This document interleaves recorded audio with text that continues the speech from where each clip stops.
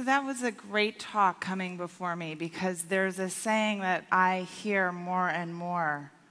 It's today's creepy is tomorrow's necessity. So who's had that creepy feeling of contextual overlap that happens in the digital world? How many of you have had that ever once, at least? Raise your hands. Yeah.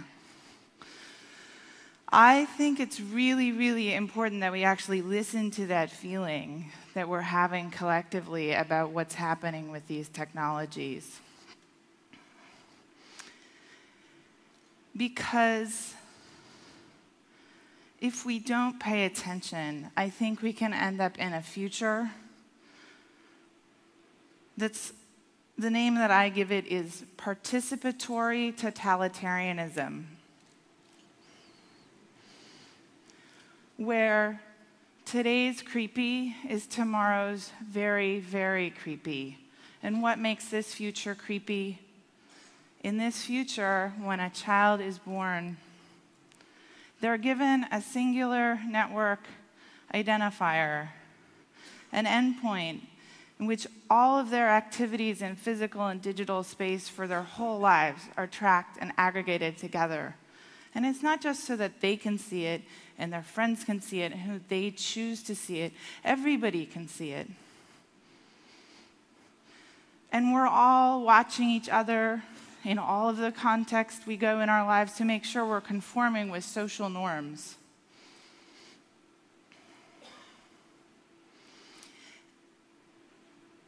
And it's not just people, other people watching us that we might have human relationships with, but it's abstract entities, corporations that are driven by profit. They can't have human relationships. And algorithms are driving their data mining operations. And just like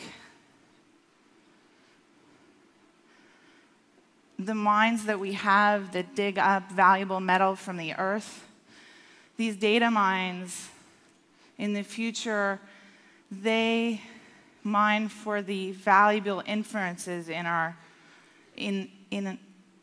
social world. And just like we know now how the profound impact that mining has had on the biofabric of the planet, these data mines will have an equivalently deep scarring of our social fabric.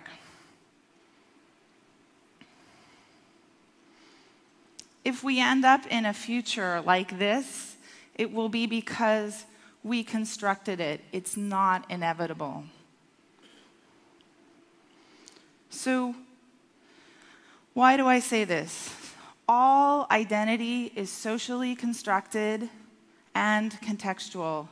And I want to go back to the deep past and talk about identity there.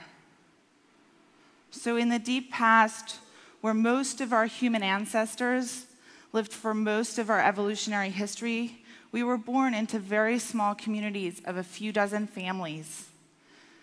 We were born in those communities and raised. We learned about the place. We learned the language and culture of our small society. Hopefully, when we became adults, we got a role within that culture. We partnered and had children ourselves, and our children were then raised in that one small society, the only context that we ever would have known. So we had one identity in one context. Now, if we zoom forward to a few hundred years ago, modern states emerged, and we constructed another form of identity. When we were born, we got a token. We got a token from a government. They issued it, said, "You're a person, great." As you grew up, you turned in a token, you got more tokens, passport. You get other tokens in other countries. You get social insurance so you can get benefits from the state, and these tokens are a representation of your identity relative to one context, that's your relationship to government. So, what do we have in our modern world? We have a lot of freedom, actually, to move between many contexts and to choose how we present ourselves. So at work, we're professionals. We go home and we're spouses and parents. We go participate in political activities or environmental activism. We go do crazy hobbies on the weekend and dress up like Star Trek characters. Whatever it is, we have a lot of freedom to move physically between different contexts today. And online, that whole world expanded our freedom greatly to move between even more social contexts. And there's that iconic New Yorker cartoon. He's got that little dog. He's on the computer, and he looks over at his friend, and he says, "On the internet, nobody knows your dog." And this cartoon says a lot about the expansion of this freedom that we had online to go new places and explore new social contexts, have even more aspects of ourselves expressed, more personas. And so we could pretend we were a human if we were a dog, a cat, or a fish. If we were women participating in technical communities and didn't want to bother with harassment if we had a female name, we could just take on a male name. We could meet people that shared our interests that we couldn't even find in our local communities.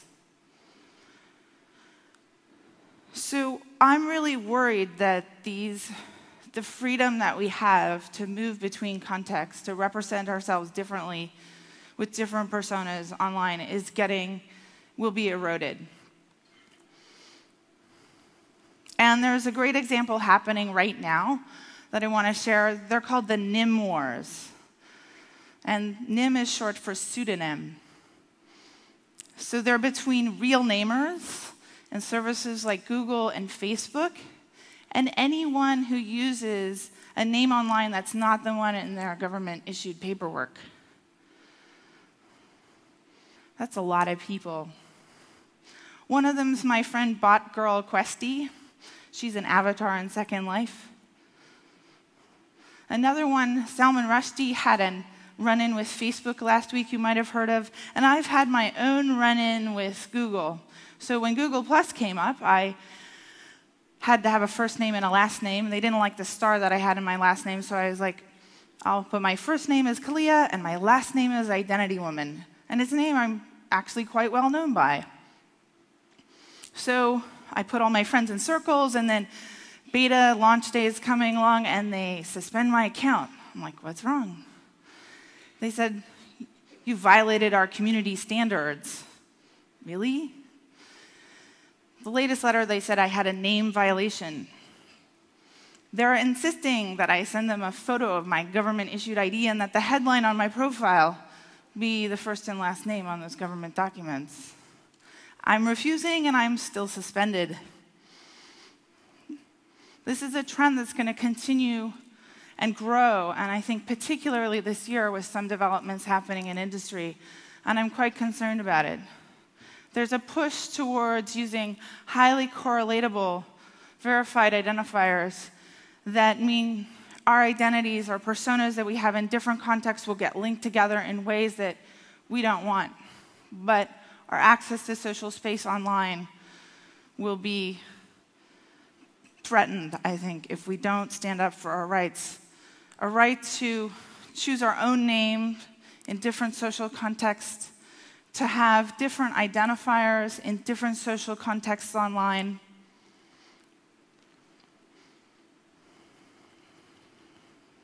So if we don't struggle for these rights, if we don't maintain these freedoms, then I fear we'll end up in a day in the future with participatory totalitarianism as the way things are. So we need to ensure that the network standards, the protocols, how we construct the digital world in which all of the amazing things you'll see today operate, give us the freedom to maintain different personas in different contexts to choose how we present ourselves, and that those tools and capacities are just baked in so that we can live in a day deep in the future where we have the freedom to express our identity as we choose in the contexts of the future. So I hope that you can share with me this vision of freedom and choice for all of us, because I want to live in a free society in the future. So thank you very much.